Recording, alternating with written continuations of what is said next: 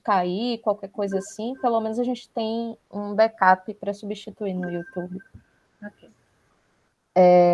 Aí, Tainã, acho que você já pode colocar para transmitir. Não tem problema não, pode colocar lá. Então, vamos lá? Ok. Bom, boa tarde a todo mundo. Estamos começando mais um seminário do Laboratório de História das Ciências, LACIC.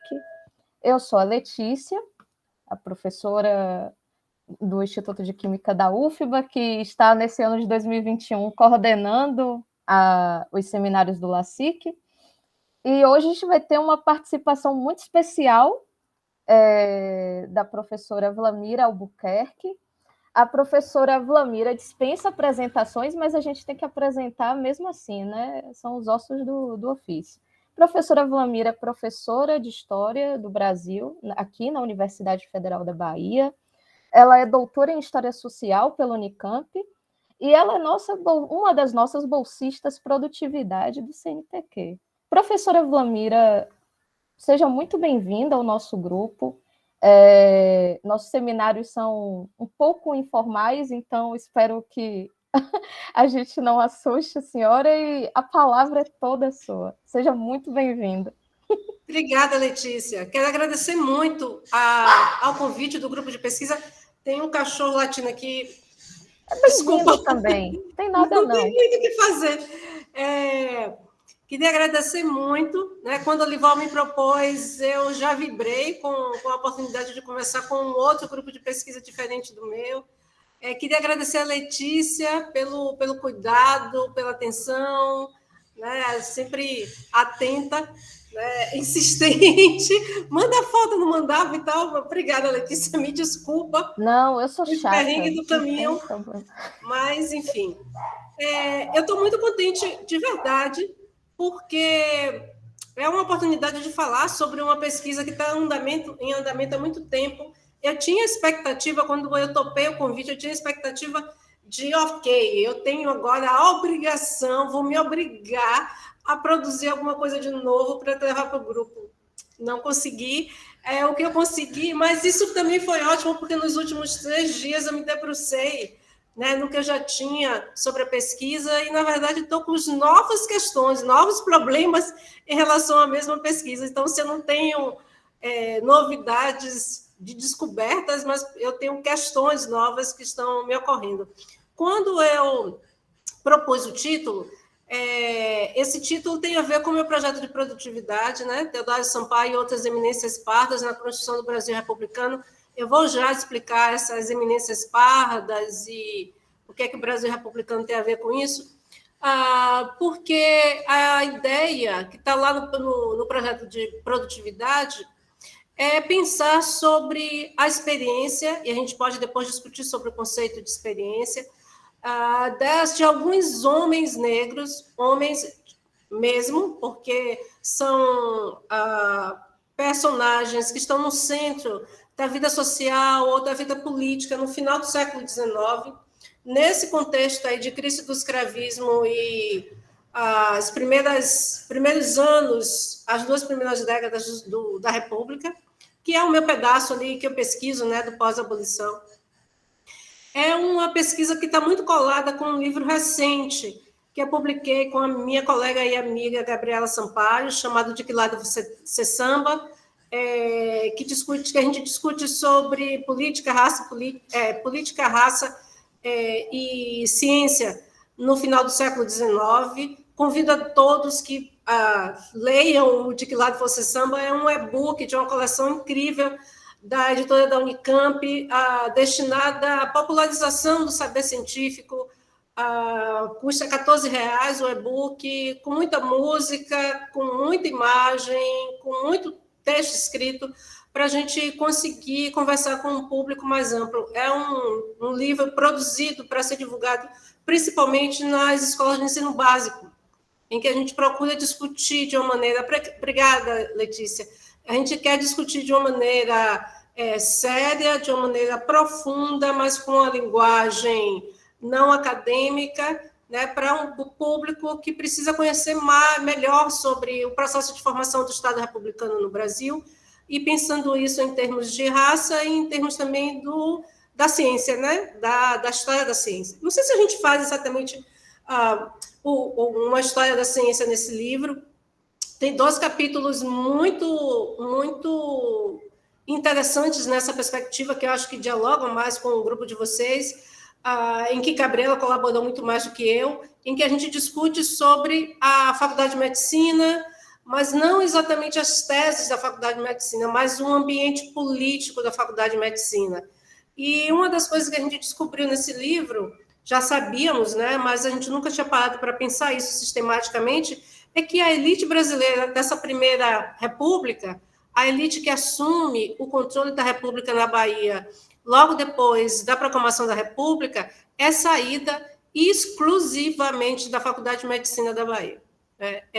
E aí isso nos faz pensar muito, ajuda muito para a gente pensar sobre o projeto republicano, né, os projetos nacionais que estavam circulando aí no final do século XIX e que impactam até hoje, né, dizem respeito até hoje, importam até hoje sobre os modelos de Estado, os modelos de nação, as ideias de cidadania que atravessam, né, a nossa condição, né, de brasileiros hoje nesse país, nesse Brasil de hoje.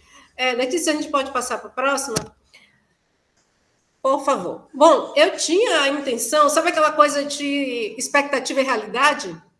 Eu tinha a expectativa de falar com vocês sobre o Teodoro Sampaio, mostrando os momentos em que a trajetória do Teodoro Sampaio se encontra nos contextos com esses 3 outros caras, e mais o José do Patrocínio.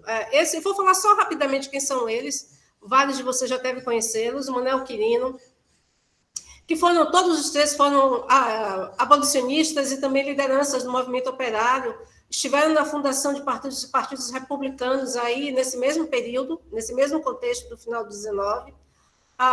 O Manuel Quirino, mais conhecido de todos, né, principalmente pela sua atuação como abolicionista, mas acho que ele é muito mais conhecido também como cronista, né, como pesquisador da cultura baiana, da cultura afro-brasileira.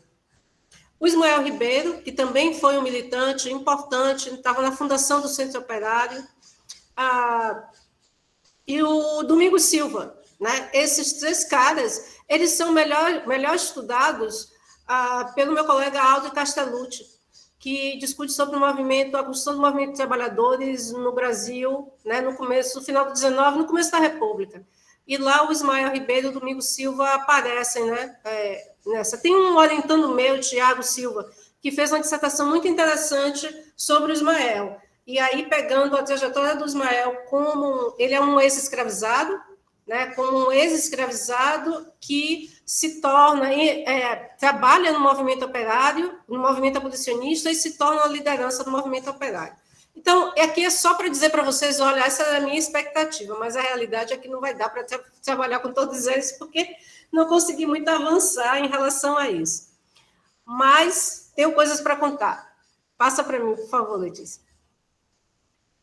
Teodoro Sampaio. Eu já estou trabalhando sobre a trajetória do Teodoro e não a biografia. A gente pode discutir depois porque eu estou chamando de trajetória e não de biografia. Do Teodoro Sampaio há algum tempo, tenho publicado algumas coisas sobre ele.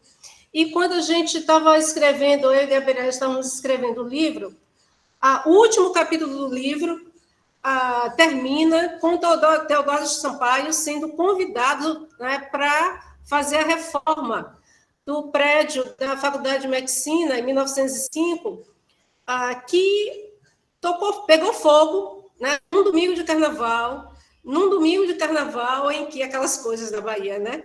Aquelas coisas que só se vê na Bahia. Um domingo do carnaval de 1905, em que finalmente as autoridades, essas mesmas autoridades que tinham sido formadas na Faculdade de Medicina, proíbem a saída dos blocos africanizados, né, nas ruas do carnaval. Então, nesse mesmo carnaval, o prédio da faculdade pega fogo.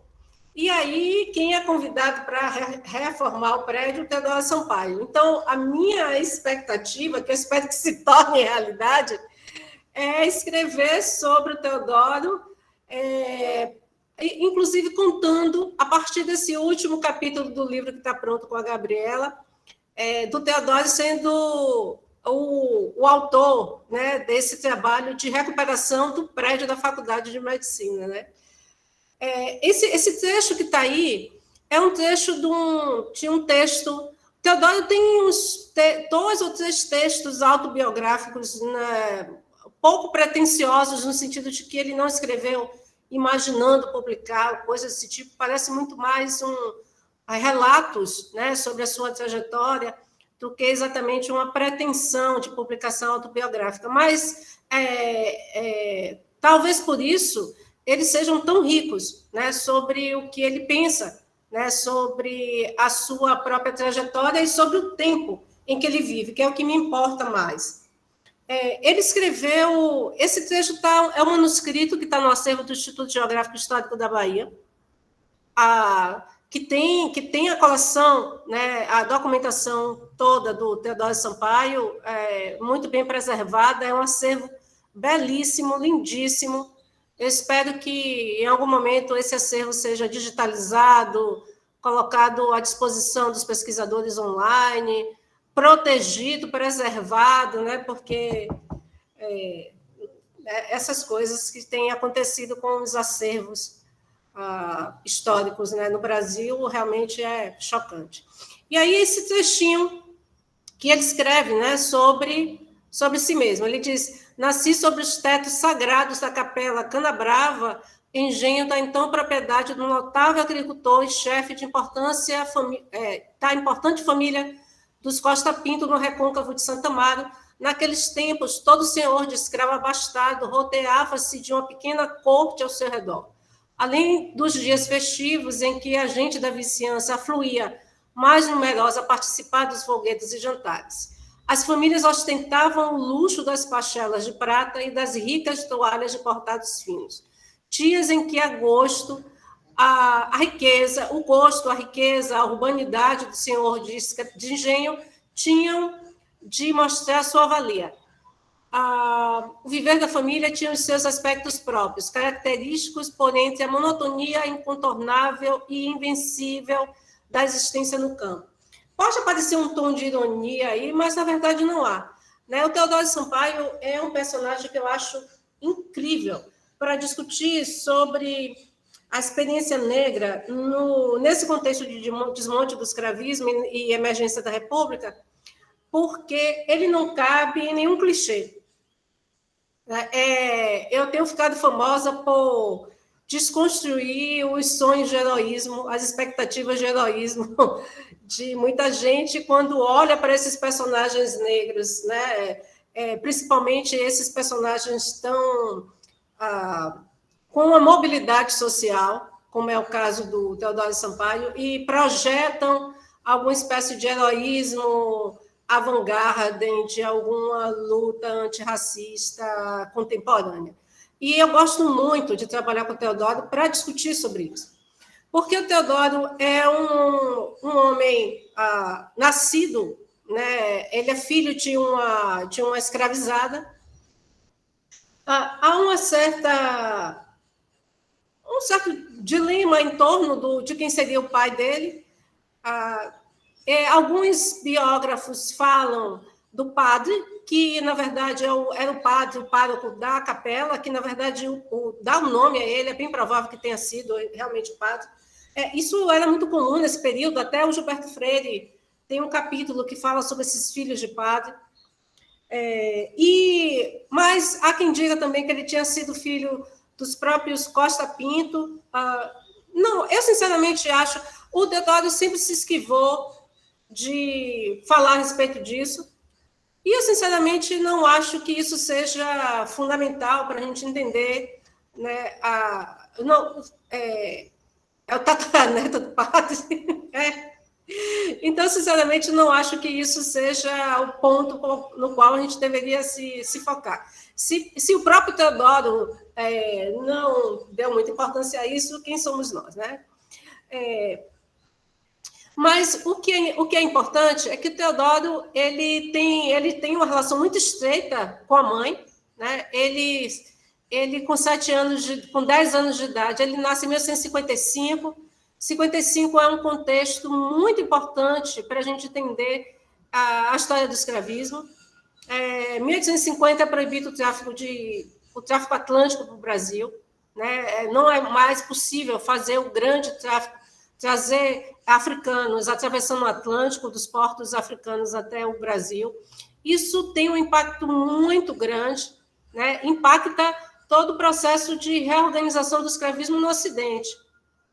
E, ao mesmo tempo, tem um impacto interno, porque há um aumento do que a gente chama de tráfico interprovincial, que é e que alguns autores falam disso como um novo processo de escravização, porque são escravizados que estão saindo do norte, e o norte nos inclui nesse século XIX, e sendo levados para o sudeste, principalmente para o Vale do Paraíba, onde havia um grande sucesso, ao boom da explosão, né, econômica da produção cafeeira. Aí nos anos 50, 60, 70, de onde virá a nova elite brasileira oitocentista, que até hoje, né, a elite brasileira, ela tem lá suas raízes nessa elite oitocentista do café.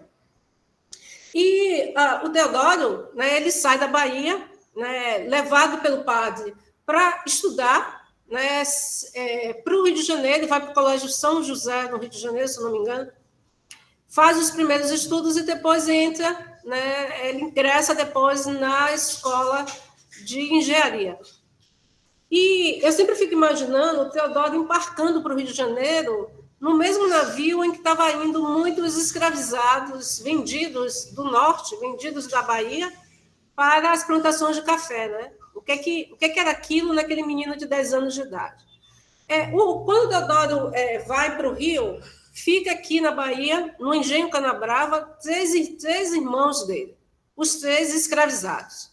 Esses 3 irmãos vão continuar escravizados até a década de 80. E o Teodoro tem uma grande atuação no sentido de garantir a alforria deles, né? E a mãe dele também, que eu ainda não consegui encontrar o registro da carta de alforria dela, mas como não há nenhuma menção de que o Teodoro Sampaio tenha sido alforriado, é muito provável que ele tenha nascido livre, então a mãe dele deve ter, sim, sido alforriada antes do nascimento dele. Mas eu ainda não consegui encontrar isso. Tenho a esperança de conseguir isso nos próximos meses. A gente pode passar, Letícia, por favor? Letícia, quanto tempo eu tenho? Controla meu tempo, viu? A gente tem normalmente apresentações de 40 minutos. Mas... eita lá, vai. Coisa. Essa foto é uma foto do Teodoro com a primeira esposa dele, a Capitolina Moreira Maia. Ela... vocês estão vendo que é um casal negro, né? Ela morreu em 1920. O Teodoro, a certa altura, eles se separam de corpos, né? Ela vai morar em uma outra casa, ele aluga uma outra casa, parece que ela começa a ter problemas, transtornos mentais. E ele tem um segundo casamento. Na verdade, ele só casa legalmente depois que a Capitolina morre, falece. A gente pode passar? Mas ainda assim, muito pouco sobre ela. Esse também é outro pedaço da pesquisa que está faltando. Aqui, só para a gente sistematizar um pouquinho de que mundo a gente está falando, né? Então, 1850, a extinção do tráfico atlântico, 1871, que é, para nós, historiadores, que discutimos a abolição, o processo abolicionista, é um marco, porque 1871 é o momento em que são reconhecidos pela lei vários direitos dados pelo costume, na lógica do escravismo. E isso tem um impacto muito grande na própria vida, vem aqui, Rabi, na própria vida do Teodoro e da família dele. E depois eu vou mostrar para vocês, daqui a pouquinho eu mostro por quê. 1885 é a lei, né, que promove a alforria dos cativos com mais de 60 anos. Essa lei também tem um impacto na trajetória familiar do Teodoro. E 1888, quando tem a extinção da escravidão. Muita gente pensa, né, e aí falando principalmente para a galera que não é da área, que deve estar no YouTube assistindo, que essas leis foram pensadas para serem passos do fim do escravismo. Na verdade, não. Quando o tráfico foi extinto em 1850, se imaginava que a escravidão ia perdurar tal qual acontecia nos Estados Unidos, mas sem demandar um tráfico atlântico. Quando foi feita a lei de 1871, aí na rasteira do fim da guerra contra o Paraguai, se imaginava que a lei de 71 seria o fim do escravismo no Brasil.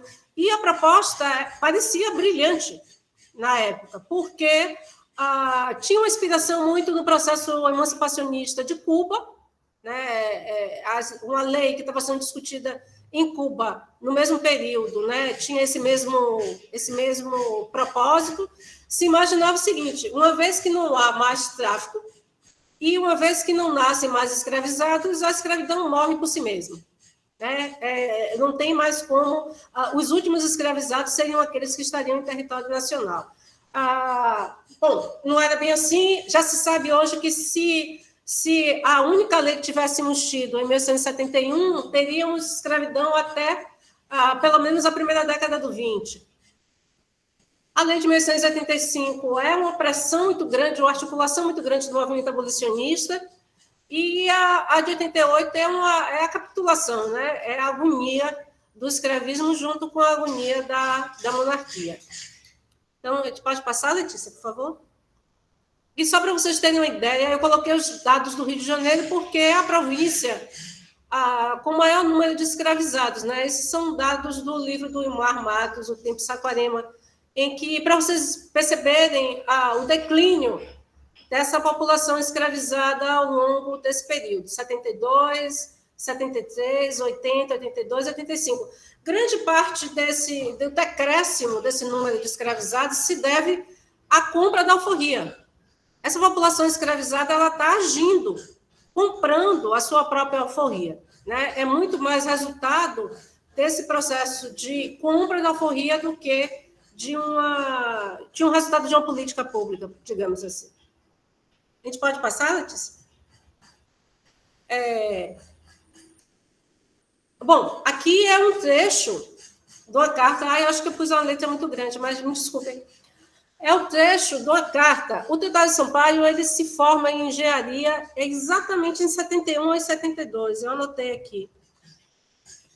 Não, em 76. Ele termina o curso dele na Politécnica em 76. Ele entra na Politécnica em 72 e conclui o curso em 76. Quando ele conclui o curso, ele volta para Santa Amaro, para o Engenho Canabrava, e escreve. Esse é um trecho de uma carta que ele escreve para o Costa Pinto, um dos Costa Pinto, solicitando que negociar a alforria dos seus irmãos. Né? Essa carta me comoveu muito quando eu a li pela primeira vez. Me comoveu mais ainda quando eu encontrei o manuscrito, quando eu vi o manuscrito no acervo lá do Instituto Histórico Geográfico.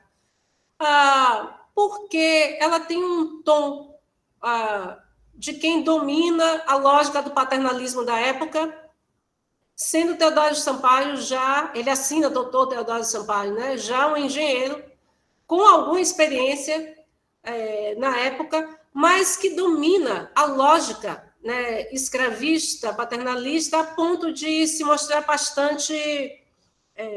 Bom, vocês vão notar o que eu estou falando. Ele diz: meus cumprimentos a Vossa Excelência e a toda a sua excelentíssima família, a quem me recomendo, e por quem faço votos de prosperidade e saúde. Minha mãe volta para aí, para o Engenho Canabrava, hoje, e é portadora dessa carta, onde, mais uma vez, peço a Vossa Senhoria toda a sua proteção e amizade. A minha promessa de libertar o Ezequiel, o irmão Teodoro, tem que ser cumprida. Peço a Vossa Excelência que faça a esse seu escravo um grande benefício. Aqui a gente fica sem saber se ele está se referindo o seu escravo a ele mesmo ou ao Ezequiel, minorando o preço da sua liberdade com aquela generosidade de que Vossa Excelência sempre tem dado provas, particularmente para conosco. Tenho umas pequenas economias de que agora vou lançar mão para este fim. E não me pesa, porque é despesa que faço com a maior boa vontade do meu coração, e estou certo que a providência divina não nos desamparará. Aí tem tem outros textos, só recortei um trecho, e é interessante notar que, embora ele tenha ficado 10 anos, 10 anos, ele saiu com 10 anos, né? Ele saiu com 50, em 65 e volta em 76. Longe do Canabrava, ele mantinha uma relação com a mãe, com essa mãe ex-escravizada, né? A ponto de ter feito uma promessa de que se engajaria na compra da alforria do irmão. A gente pode passar, Letícia?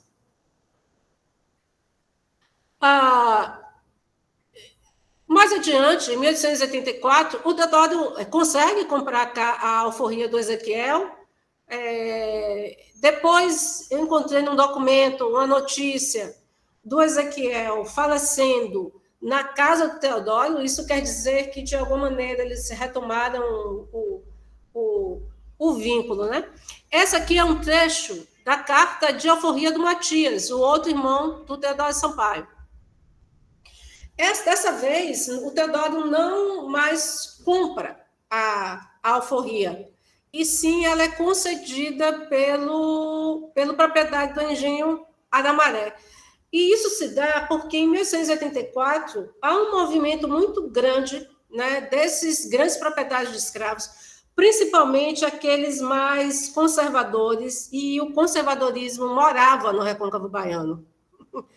E na zona da Mata Pernambucana, né? Isso explica muito sobre as elites políticas brasileiras, e eles reagem, eles estão tentando reagir à ideia da lei de 1884, né? Eles reagem a uma nova lei contra a escravidão, dessa vez dizendo que o fim da escravidão já tinha sido decretado com a lei de 71, que era a lei que mantinha a prerrogativa dos senhores de conceder a alforria.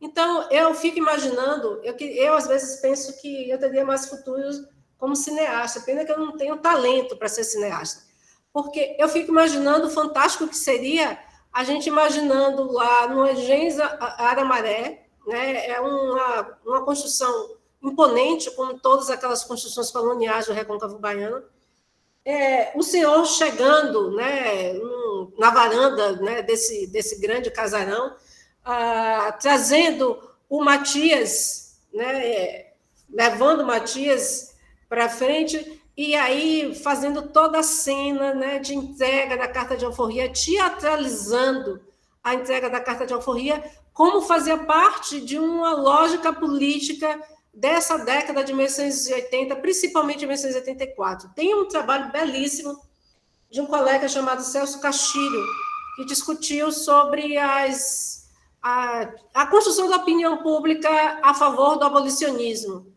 E aí ele discute essas cenas de entregas de carta de alforria, espetáculos públicos, cenas urbanas, que tinham como objetivo causar comoção social, né? Mas que também preservavam um tanto da autoridade senhorial. E aí esse senhor, né, entrega a carta de alforria de Matias, dizendo o seguinte: apresento carta de liberdade ao meu escravo crioulo de nome Matias, pouco mais ou menos de 35 anos, podendo gozar de sua liberdade como se de ventre livre nascesse.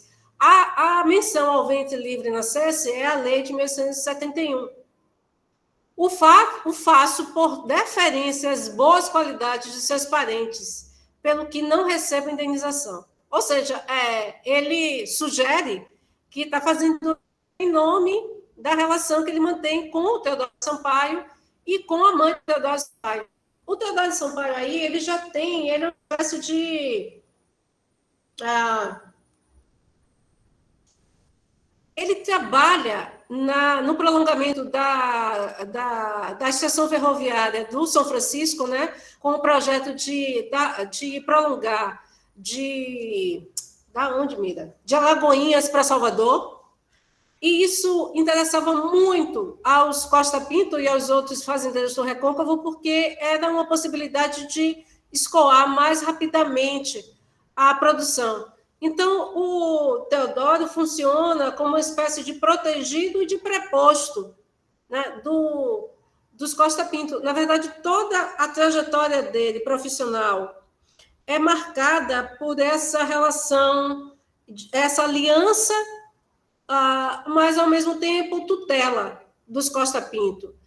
Isso é muito interessante para o argumento que eu quero, para a questão que eu quero discutir, que é sobre essa experiência negra nesse contexto.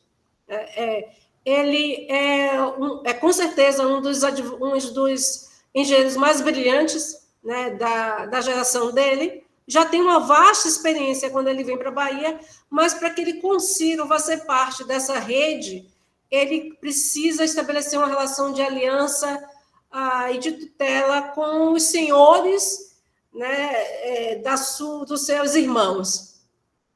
Então, assim, ele é um personagem muito interessante, porque ele escapa, né, de todas as caricaturas que são construídas em relação a esses personagens oitocentistas. A gente pode passar, Letícia, por favor? Aqui é uma foto, a única que é conhecida até o momento. Se aparecer mais alguma, a gente vai dar pulos de felicidade. É a única que temos das comemorações da abolição aqui na Bahia. Ignácio Mendel é o estúdio onde isso foi... Era o fotógrafo, né, responsável pela foto. É uma missa campal na frente da Igreja do Bonfim. A foto original está no acervo do MAB, Museu de Arte da Bahia. É belíssima. E eu gosto muito dessa foto, principalmente por conta desses indivíduos que a gente vê mais de frente, que parecem nos encarar, né? Eu tinha uma época, até procurei muito, ontem não consegui encontrar, que alguém fez para mim melhorou um pouco essa imagem, então a gente conseguiria perceber, por exemplo, que eles estão descalços, que é uma marca do pertencimento escravo. Tem muitas crianças, né, o que é também muito interessante, tem algumas mulheres, né, e essas pessoas saíram de uma romaria daqui do centro da cidade de Salvador até a Igreja do Bonfim. Para os não baianos, são quantos quilômetros mesmo? A gente faz isso na festa do Bonfim, mas para os não baianos, uns 8 quilômetros, Letícia, como é que é? Eu não sei. 6 quilômetros, não sei exatamente. Vou consultar aqui no Google Maps e aviso. Mas foi uma romaria muito noticiada nos jornais da época, em que eles saíram, um trecho dessa caminhada, inclusive, carregando a cabocla, comemorando o fim da escravidão, né? A população de Salvador, a população escravizada de Salvador, ainda era grande, mas era em proporção à população nascida livre, negra, nascida livre e liberta, era muito, muito pequena. Né? Então, o que a gente pode perceber é que houve realmente uma mobilização popular muito grande, não só dos libertos, mas uma mobilização popular muito, muito grande em torno desse fato, né, do fim do escravismo. Eu ainda acho essa foto uma das coisas mais lindas que eu encontrei na minha pesquisa. Pode passar, Letícia. Só uma informação. A pé, quer dizer, estabelecendo a rota do Pelourinho para a Igreja do Bonfim, dá aproximadamente 6,5 km. Pois é, num sol quente, né, no dia 18 de maio de 1688. Puxado. Alguns dias depois da abolição. Pronto. Aí são 2 trechinhos muito curtos de 2 documentos, né? Um ofício do chefe de polícia da Bahia, em que tem um trecho, ele diz assim, os 2 documentos são de dias depois do 13 de maio, ele diz o seguinte: esses senhores despeitados com a lei estão agarrando os escravos e espancando-os em cárcere privado. Isso no dia 23 de maio de 1688. e do dia 19 de maio de 88, um jornal chamado Independente, que vai dizer o seguinte, é um jornal abolicionista, vai dizer, surgiu, enfim, o tão almejado dia da redenção dos cativos. Já se pode, com a alma, a transbordar, esqueci do S ali, viu? De regozijo dizer, no Brasil não há mais escravos. Risque-se dos dicionários e nunca mais se profira a palavra escravo. Conserve-se a palavra senhor, porque exprime um tratamento decente que se dá ao cidadão.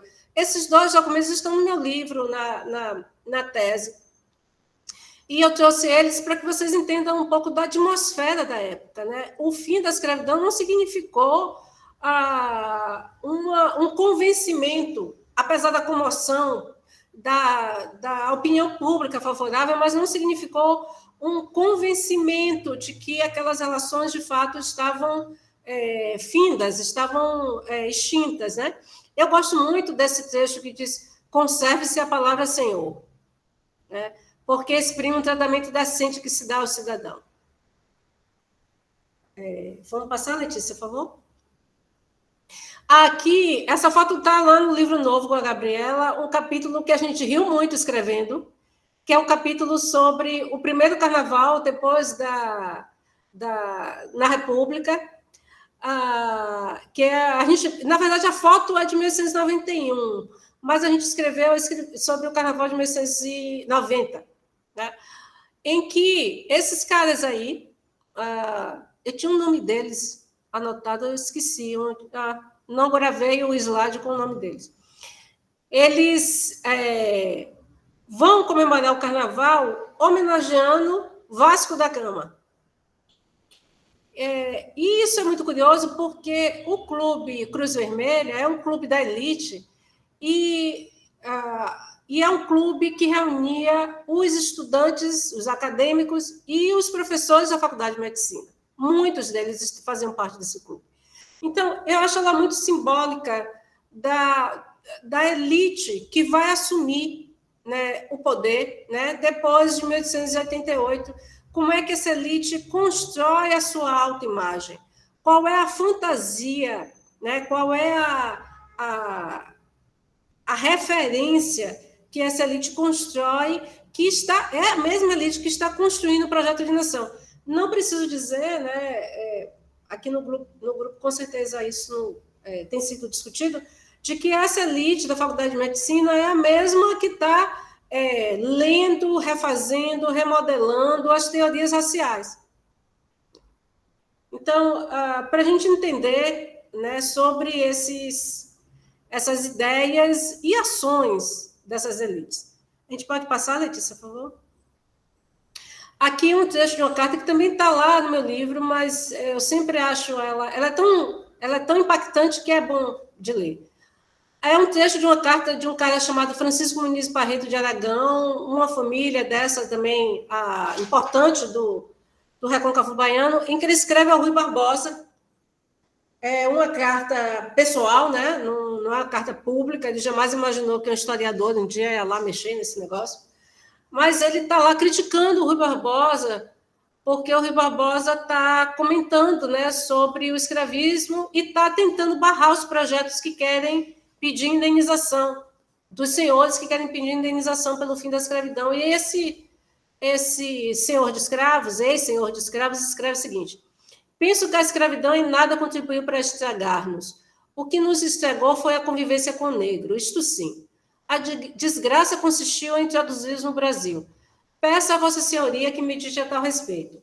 Os norte-americanos, matando-os em praça pública, sentem que o elemento negro é incompatível com a grandeza e a civilização de uma nação tão adiantada. Ele está se referindo, evidentemente, à Ku Klux Klan, né? Há muito trânsito de projetos e há muita projeção de futuro dessa elite brasileira, né, colonialista, que está se vestindo de Vasco da Gama, em relação ao modelo de sociedade estadunidense aí nesse período, né? Eu estou tentando atar um pouco esses vínculos, né, na pesquisa. A gente pode seguir, por favor, Letícia?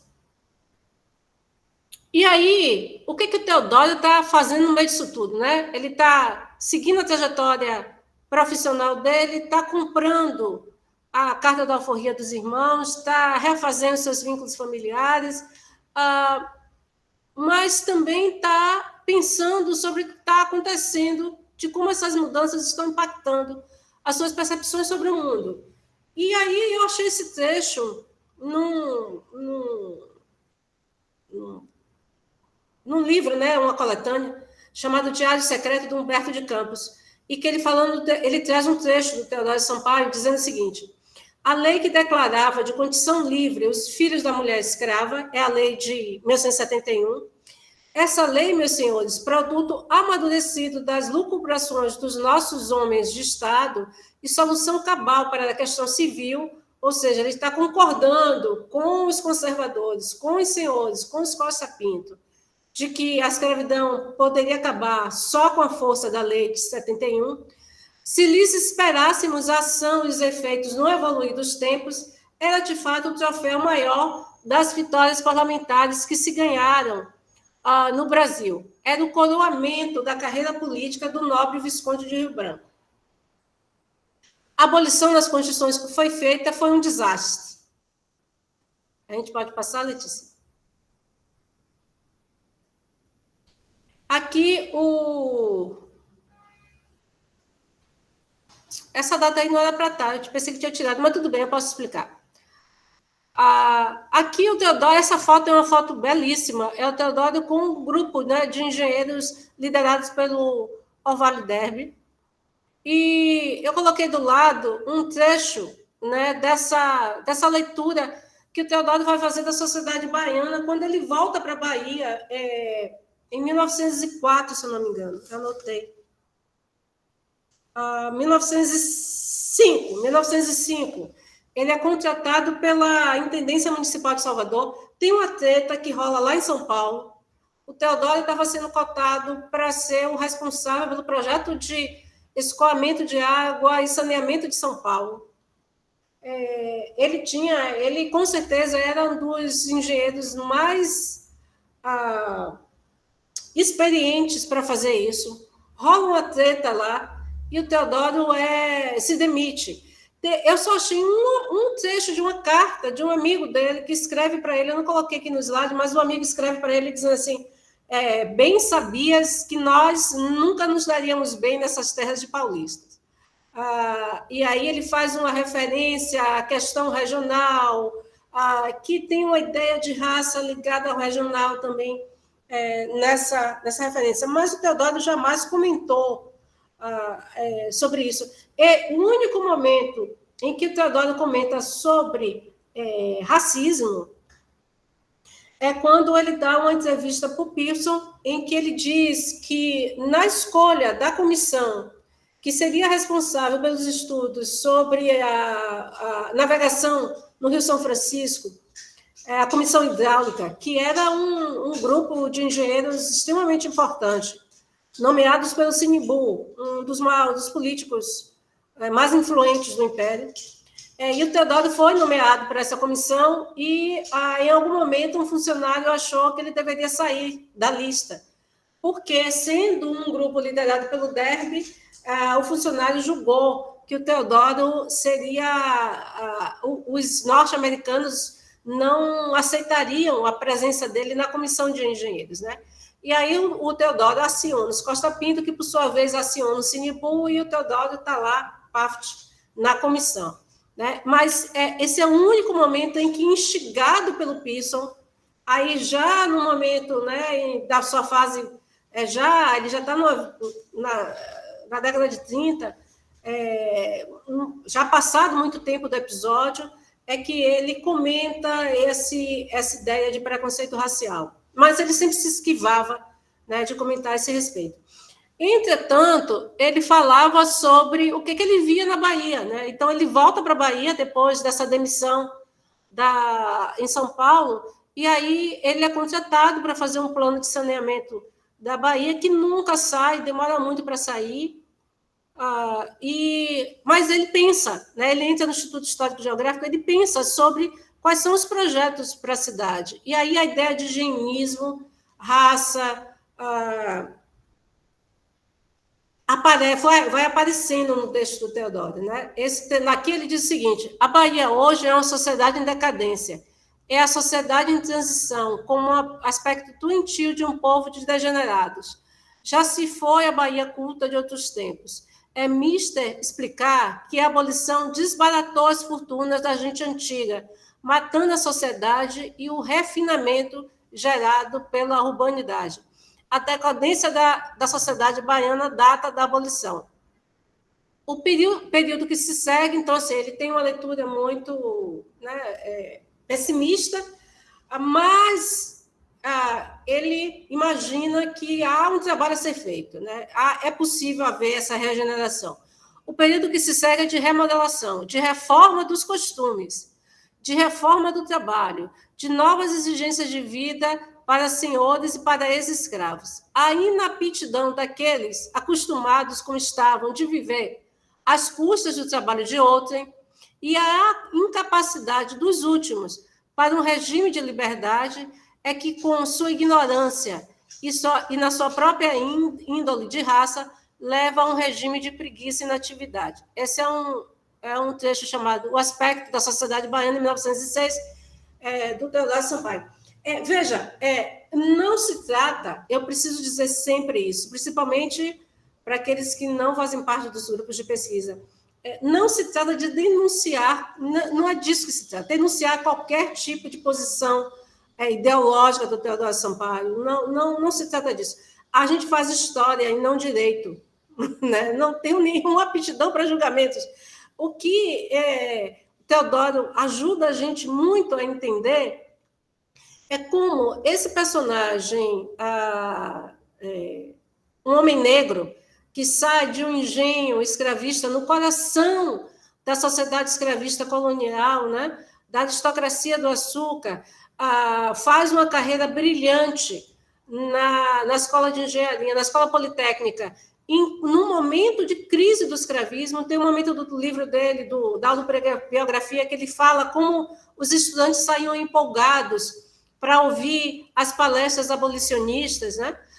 Que retoma a Bahia, retoma Santa Amaro para comprar o forria dos seus irmãos, que tem uma trajetória política e tem uma habilidade, né, fantástica para conseguir arranjar um espaço, né, de desenvolvimento profissional e, ao mesmo tempo, de construção da sua própria autonomia, da sua condição de liberdade, que se faz respeitar, né, pelos círculos científicos da época, que depois vai estudar raças indígenas, né, e que tem esse papel fundamental e que tem uma leitura própria acerca do que está, uma leitura muito colada com o discurso conservador da época, acerca, né, do processo de desmonte do escravismo no Brasil. Aqui, para carregador do computador.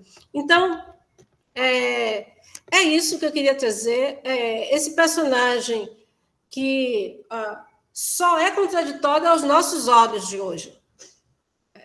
E por isso eu acho ele tão incrível para a gente entender, né, isso que a gente chama de pós-abolição e o que eu tenho, a questão que me interessa, que é pensar sobre essa experiência negra como uma forma de mobilidade plural, né, naquele mundo que estava em que as mudanças são tão grandes, são tão impactantes.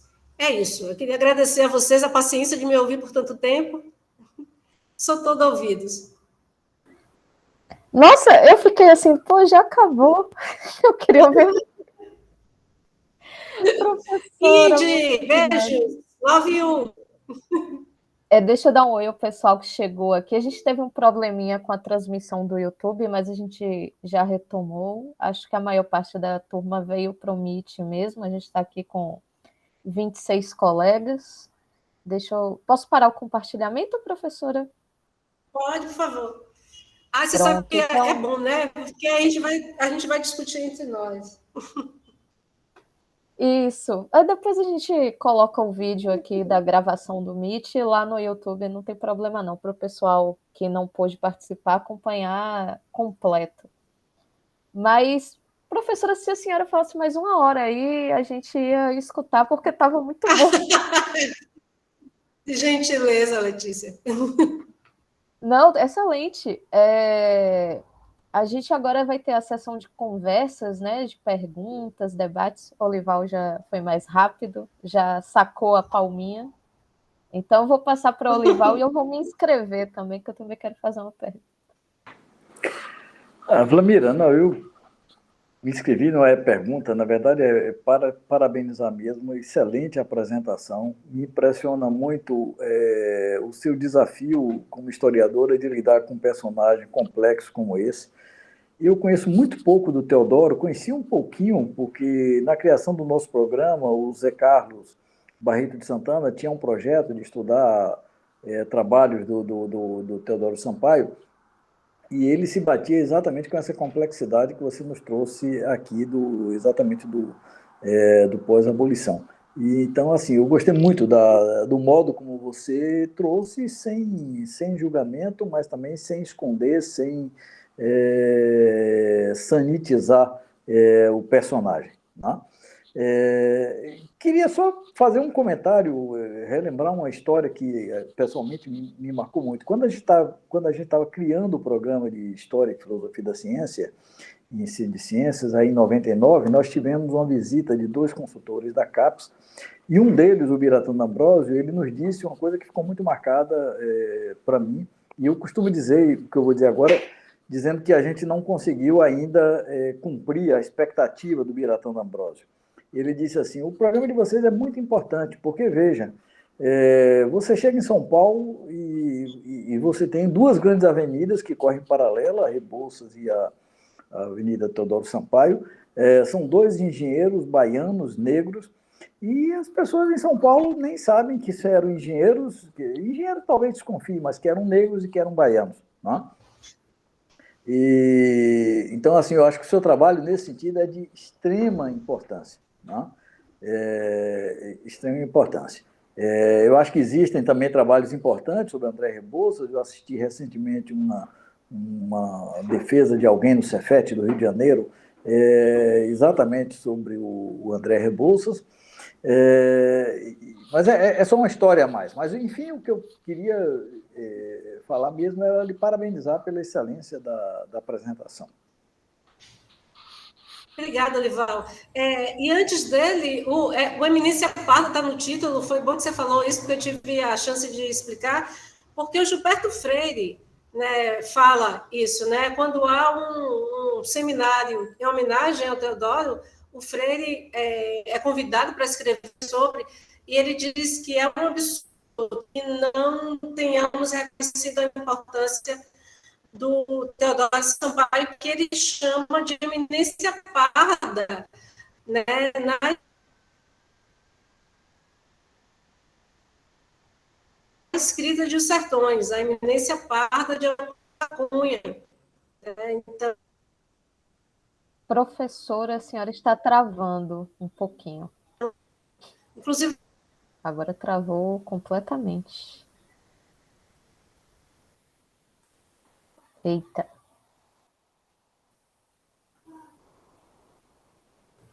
Professora? Hoje o bug está generalizado.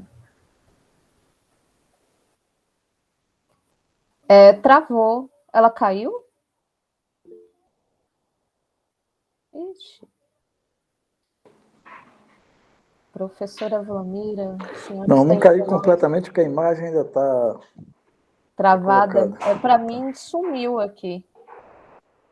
Não, para mim a imagem está aparecendo ainda congelada. Bom, enquanto a professora Vlamira não volta, a gente faz o de sempre, né? Pede para se inscrever no canal, dá um joinha no nosso YouTube. Acompanhe o LACIC nas redes sociais. Acompanhe o nosso Instagram. Ah, a professora voltou. Professora? Ah, ela caiu de novo. Cai não. Estou continuando. Né? Tô aqui. Acompanha. Caiu não? Voltou? Tô aqui. Ah, então estamos de volta. Saí do computador a gente e parou abri... de ouvir o celular. Sem problema.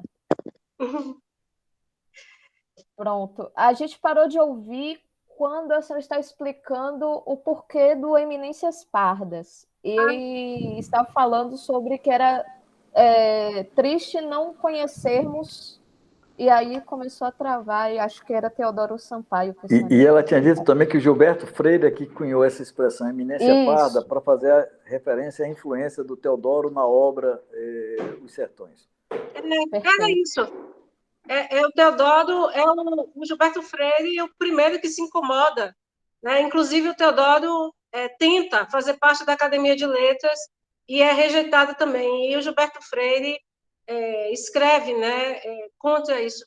É muito interessante, porque, inclusive, o Freire fala de que ele tinha ido para um jantar com os Costa Pinto. Ah, é, é interessante. Bom, a gente tem outras perguntas aqui, professora, mas eu vou, como eu disse, né, eu queria fazer uma pergunta também, então eu vou usar da minha prerrogativa. Desculpe, Felipe, Matheus e Luiz. Mas eu tenho uma questão que talvez fuja um pouco do que foi apresentado, mas é acerca da escolarização de homens negros, né? A senhora restringiu ao caso dos homens negros e eu queria ficar nesse caso também. Eu tenho muitas dúvidas, eu não conheço a literatura sobre o acesso de homens negros e pardos a instituições de ensino, como faculdade de medicina, escolas de engenharia, principalmente. E eu queria saber se havia algo, em termos de leis, que impedisse ou que, enfim, estimulasse a entrada dessas pessoas nas universidades, nessas instituições. E eu também queria saber, nas universidades não, né, mas nas faculdades e escolas, né, de ensino superior. E eu também queria saber, pensando um pouco a questão da experiência, assim, se há trabalhos que falam ou que se debruçam sobre essa experiência desses homens negros nesses espaços de conhecimento. Sim. Quanto à presença desses homens nesses ambientes acadêmicos, isso ajuda muito a gente entender a lógica segregacionista, ah, ajuda a entender o processo de racialização da sociedade brasileira, em que não há uma legislação segregacionista, como aconteceu, né, no Código Negro nos Estados Unidos, né, depois da Guerra Civil, mas há uma espécie de construção de fronteiras, de barreiras, né, que são colocadas aí. A escola de engenharia é um lugar onde tem uma historiadora chamada Maria Alice, em que ela discute como a escola de engenharia vai abrigar muitos desses, Maria Alice Rezende, vai abrigar vários desses homens negros aí desse período. O Rebouças, o Patrocínio estudou na escola militar. Tem uma tese, uma dissertação fantástica de uma moça que foi orientada da Gabriela Jamile, sobre a primeira médica negra da Faculdade de Medicina. E tem um orientando meu, Lucas Campos, que, discutindo a Sociedade Protetora dos Desvalidos, acabou encontrando um personagem cujo filho estudava na Faculdade de Medicina. A gente tem encontrado, pouco a pouco, né, esses personagens nessas instituições. Isso não se dá nem pela restrição, nem pelo estímulo do Estado. Isso se dá por dentro dessa teia, dessa rede de relações que eles são capazes de construir, né? Eu acho que o paternalismo é um conceito importante para a gente entender como é que se faz, né, a presença, como explicar a presença desses homens aí. Eu acho que o caso mais fantástico é de Juliano Moreira, né? Com certeza. Bom, já me abriu a cabeça para outras coisas aqui. Essa questão do paternalismo me parece interessante, que está, de certa forma, enraizado na cultura, né? A coisa do quem indica, né? Do QI. E, enfim, Isso é realmente muito interessante. Obrigada, professora. Vou procurar o trabalho da Maria Alice Rezende e do Lucas para dar uma olhada. Bom, tem muita gente aqui com a mãozinha para cima. O nosso próximo é o Felipe, e depois a gente segue para o Matheus. Olá a todas e a todos. Professora, Oi.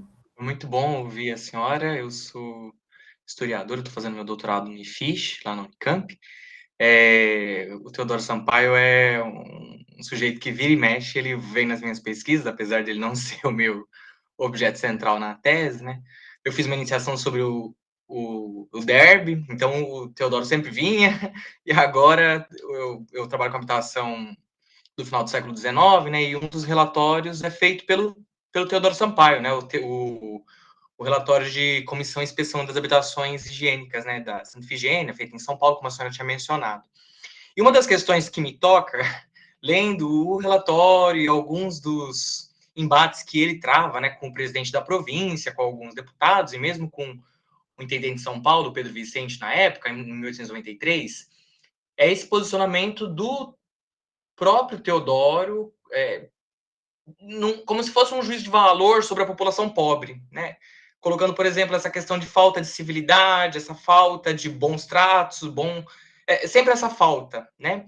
E aí eu queria tocar nesse ponto que a senhora colocou, né, sobre essas questões de ambiguidades e essa desconstrução do heroísmo que se pauta muitas das vezes em torno da construção desses personagens. E eu queria que a senhora talvez falasse um pouquinho mais sobre isso e, de certa forma, às vezes também, não sei se é possível, às vezes indicar questões teóricas que a gente possa pensar essa tentativa de não construção de um heroicismo em torno do agente sem que caia assim num reducionismo pela questão racial, né? Evidentemente que ele era um dos poucos, ele era o único, né, dentro do conjunto de engenheiros na cidade de São Paulo, né, no final do 19, na questão sanitária, né, pensando na questão habitacional, mas eu queria tentar discutir essas questões de ambiguidades e tudo mais e ouvir um pouquinho mais da senhora sobre isso. Obrigado, viu?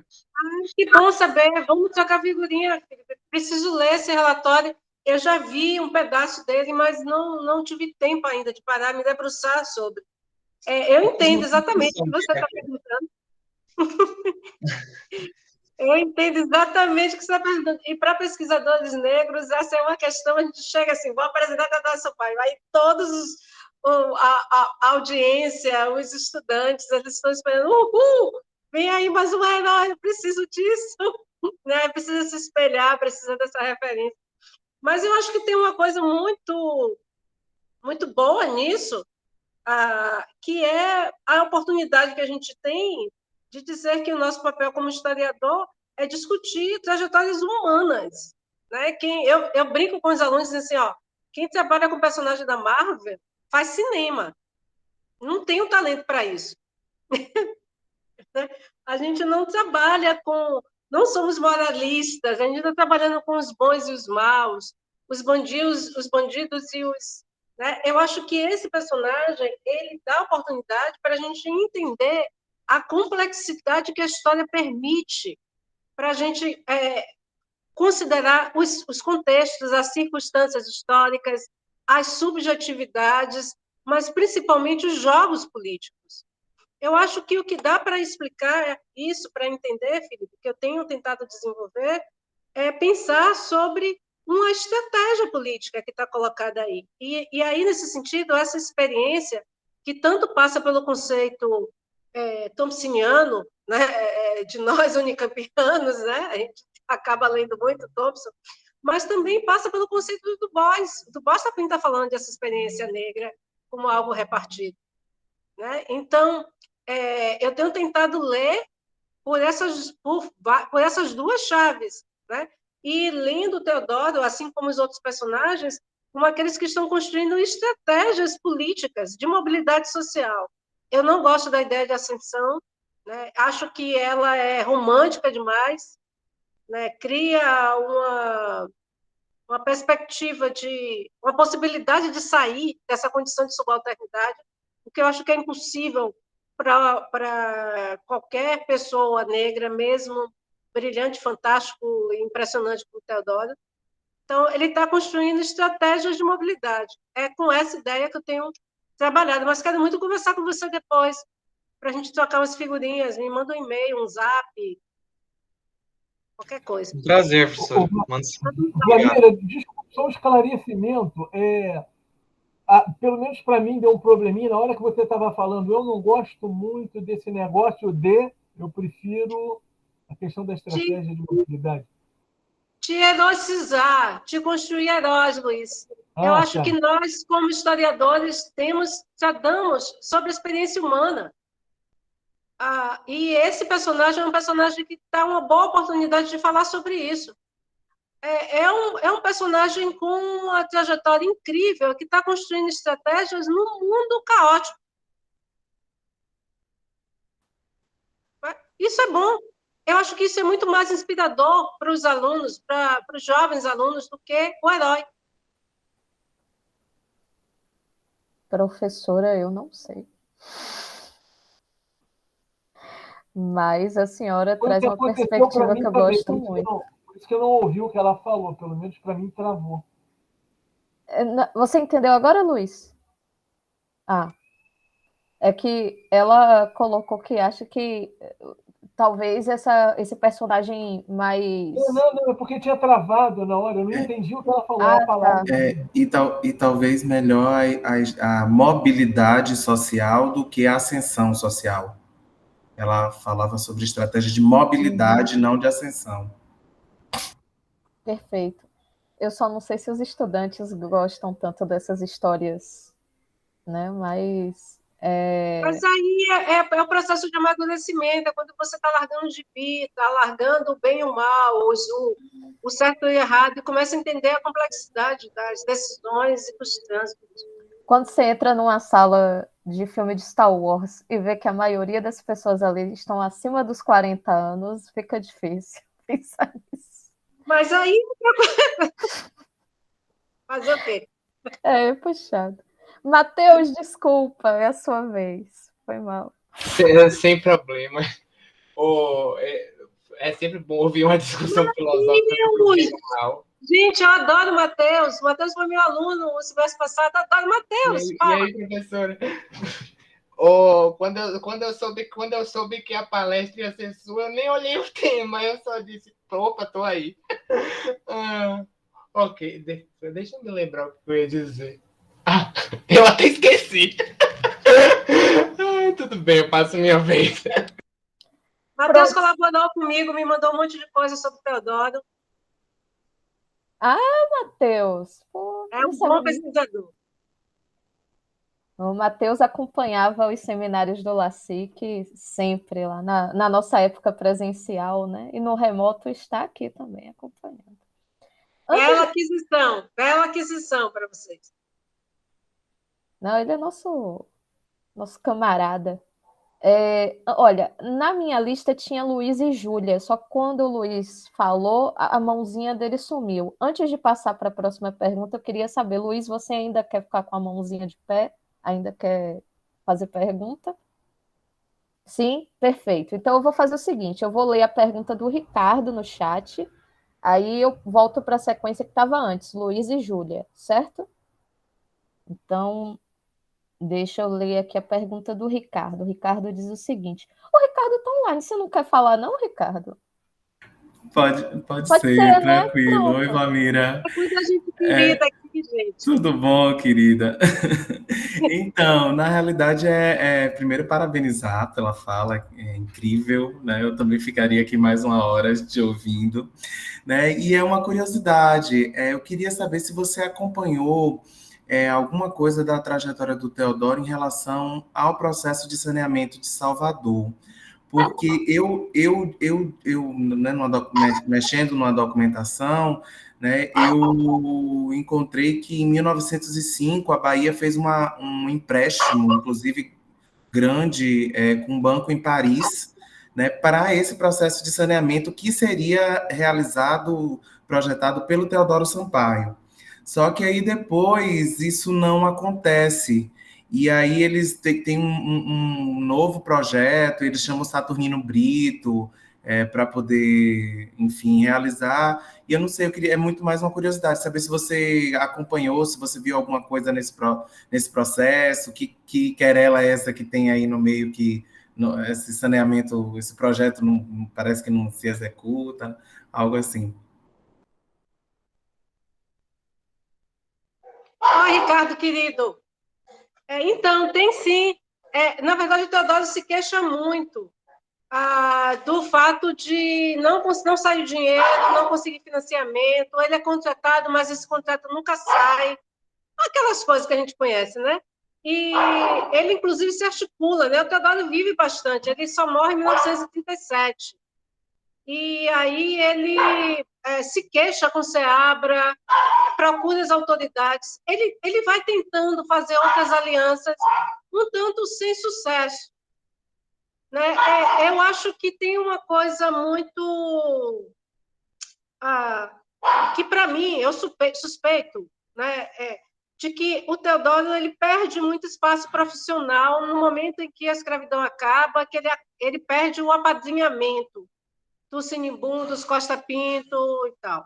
E ele passa a ser mais conhecido. Ele planeja o bairro da Pituba.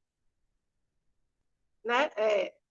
Então, esse incluindo a represa de Pituaçu. São os dois grandes projetos dele depois.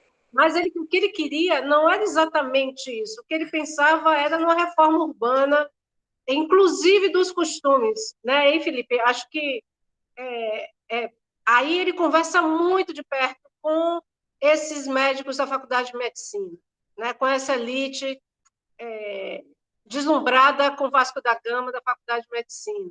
Né? E só que ele não consegue levar adiante esse seu plano de saneamento. Né? Enfim.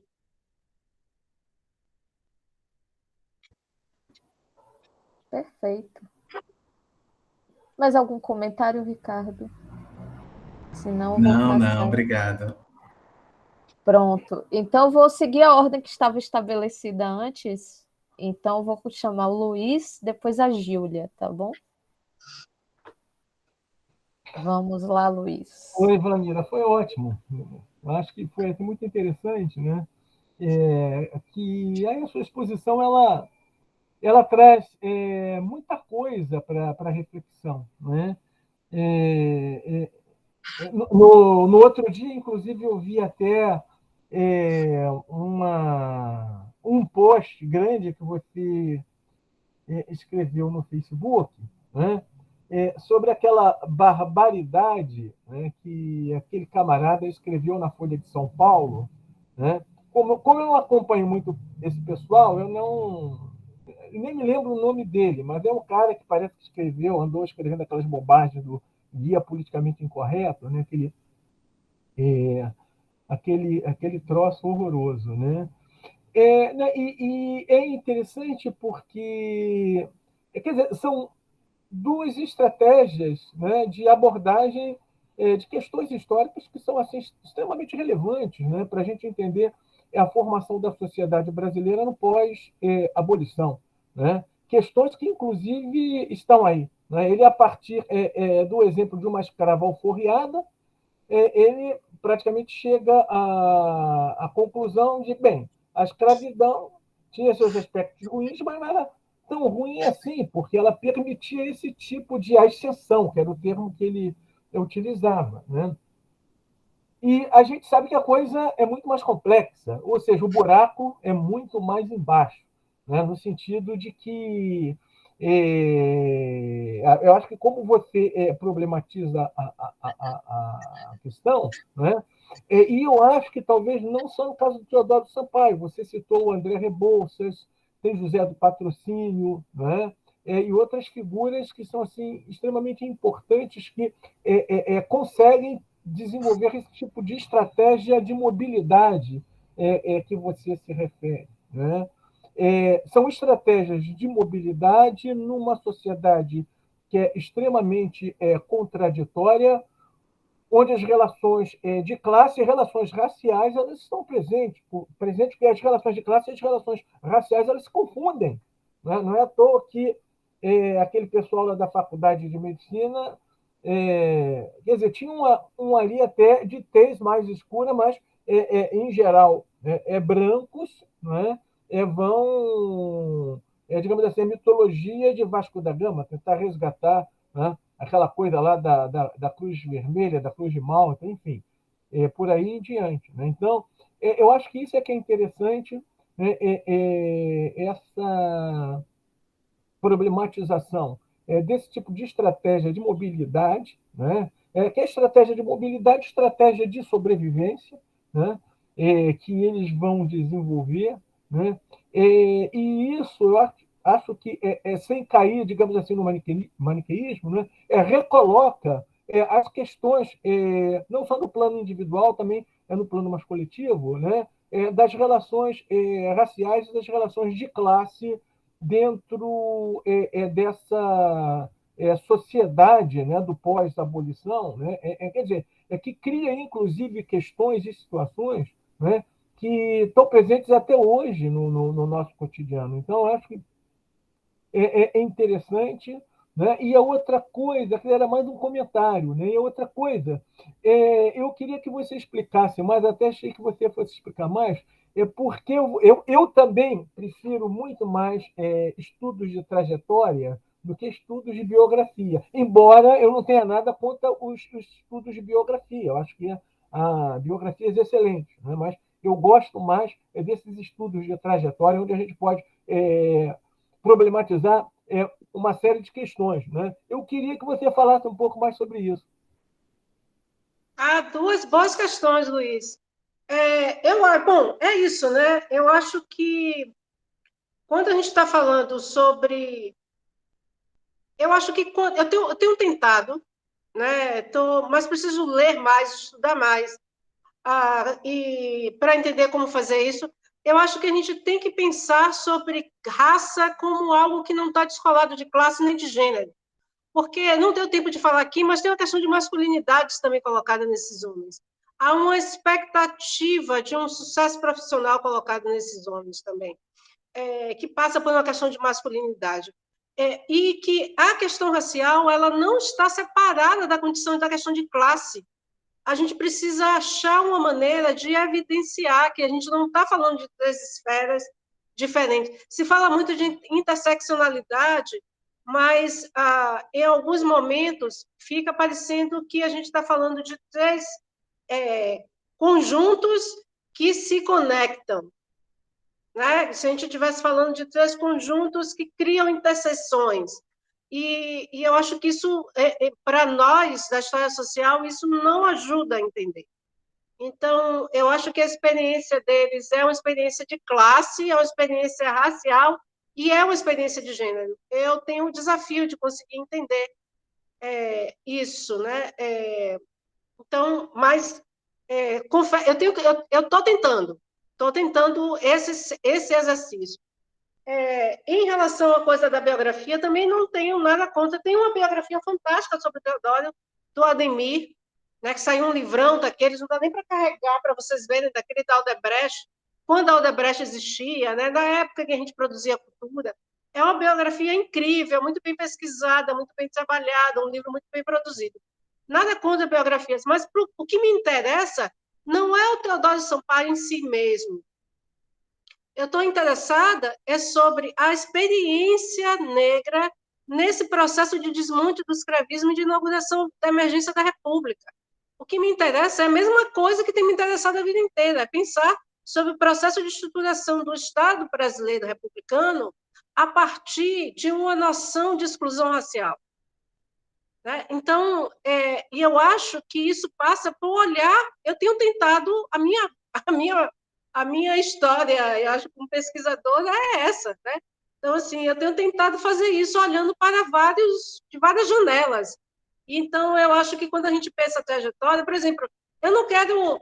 Teodoro vive até 37, eles vivem até o Estado Novo. Eu não estou muito interessada, eu leio, porque eu tenho curiosidade sobre a vida dele, mas eu não estou muito interessada em discutir o Teodoro, as ligações político-partidárias dele no Estado Novo, que também seria interessante para entender sobre raça naquele ambiente. Mas o meu pedaço, o o negócio que me interessa é o processo de desmonte do escravismo e de emergência da República. Tem uma questão política colocada nisso aí. Eu espero que, em algum momento, nós, da esquerda, a gente consiga entender a centralidade da questão racial e de como isso é fundamental para a gente reorganizar um projeto nacional. Então, tem uma utopia, né, atrás disso tudo, né? Mas eu estou interessada nas trajetórias e a mesma coisa quero fazer com os outros personagens que se encontram, né? Teodoro vai encontrar com Patrocínio, eles são todos contemporâneos, com Rebouças, com o Quirino, eles estão todos vivendo o mesmo período, mas vão agir, vão desenvolver estratégias diferentes. E eu acho, Luiz, que isso, inclusive, é legal para mostrar como raça não existe em termos biológicos.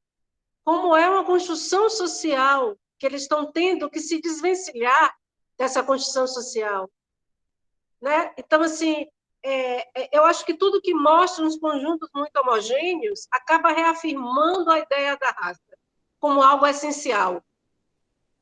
Né? E eu quero trabalhar com sujeitos diferentes para mostrar que eles liam de maneiras diferentes, eles agiam de maneiras diferentes, porque eles estavam diante do mesmo problema, né? Mas eles vão lidar de maneiras diferentes com isso, para, inclusive, mostrar a falta de sentido em qualquer tipo de essencialidade negra. Por isso que Teodoro, contado por mim, nunca vai ser herói. Posso fazer um comentário rapidinho? Né? Claro. Eu acho que é isso. Né? Raça e gênero são construções sociais, por um lado. Né? Assim como o Thompson também nos mostrou, através do conceito de experiência, né? Como você fez doutorado na Unicamp, eu até achei que você fosse explorar mais esse tipo de problematização. Assim como o Thompson também mostra, né? Como classe social é uma coisa que só se forma no processo histórico. Né? A questão da experiência dele, que ele explica muito bem isso daí para a gente, né? Não é uma coisa essencial. Né?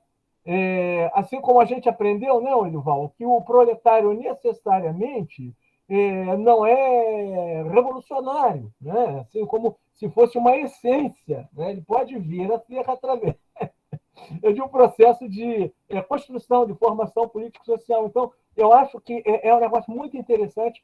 Eu acho que é uma coisa linda se você conseguir articular realmente essas problemáticas, né?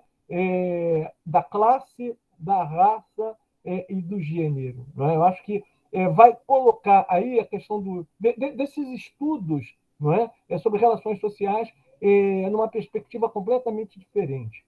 Né? Parabéns, eu dou a maior força se você conseguir fazer isso. Né? E que é uma coisa hoje um pouco mais difícil para a gente que é historiador da ciência, né? Porque a gente trabalha com objetos que não estão diretamente vinculados a essa questão. Mas eu acho que é um projeto, é uma tarefa linda, é hercúlea, né? Mas é uma tarefa linda. Júlia, sua vez. Depois tem a pergunta da galera aqui no chat. Oi, professora, obrigada pela aula. Queria agradecer muito, que eu aprendi demais. E eu também olhei quando a senhora estava terminando, eu falei, ué, mas já? E quando eu olhei, já eram...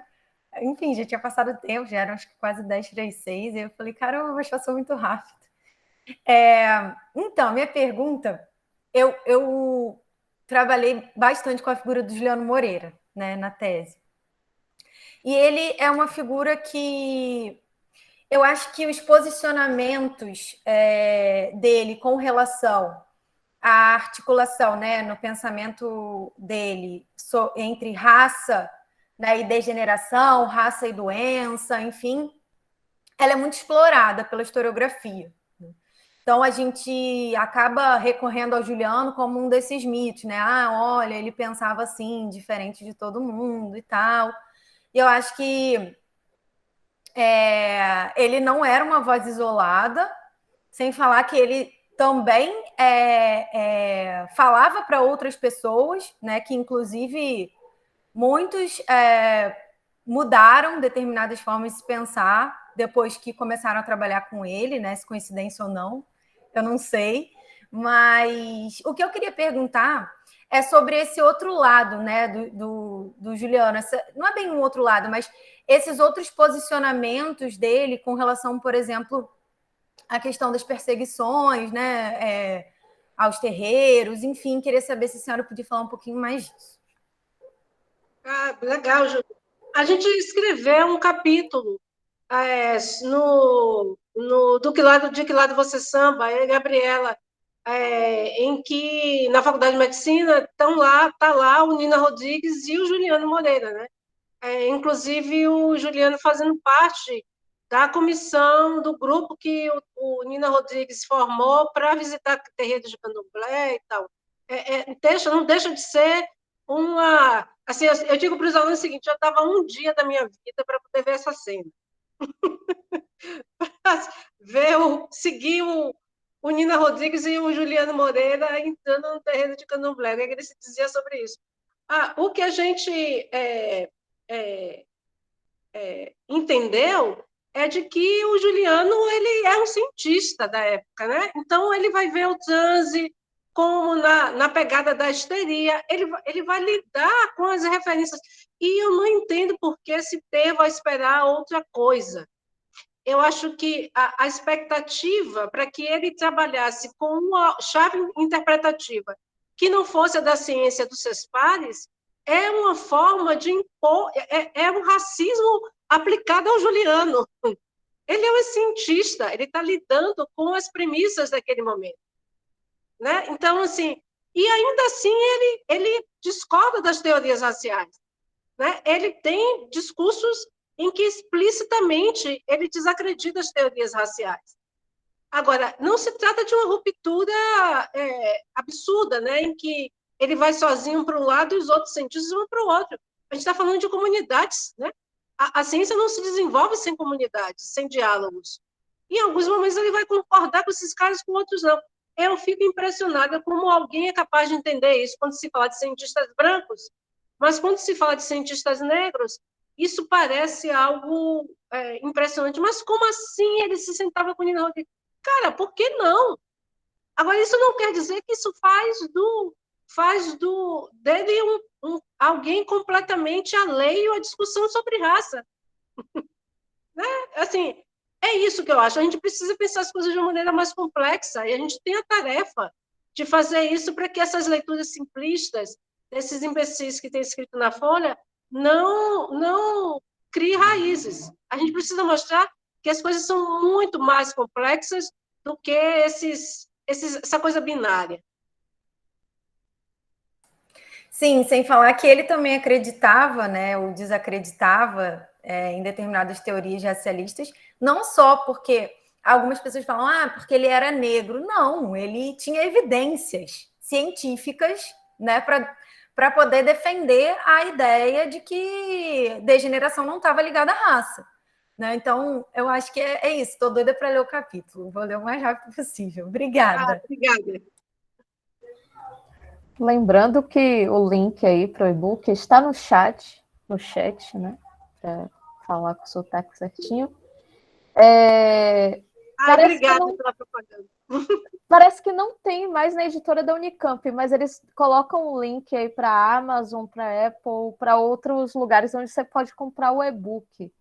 Está dando indisponível aqui. Pelo menos eu não consegui comprar pela Unicamp. Vou pegar pela Amazon. Isso, Climério, muito obrigada. Mas, bom, aparentemente não temos mais questões e Matheus não lembrou da questão dele. Mas eu converso depois com o Matheus, ele manda um e-mail, a gente marca, conversa. Estamos aqui na mesma cidade. Perfeito. Então, gente, só gostaria de agradecer mais uma vez a professora Vlamira pela disponibilidade em atender o chamado do LASIC. Pedir desculpas pelo meu abuso no WhatsApp. Eu sou um pouco chata, um pouco insuportável. Mas, enfim, a gente ficou muito feliz com a apresentação. Foi uma apresentação muito gostosa de acompanhar, ninguém achou cansativo. Inclusive, se a senhora quiser falar mais aí, a gente escuta, não tem problema não. E é isso, gente. A palavra Gente, eu é que, sua, eu que professora. agradeço a oportunidade de conversar com vocês.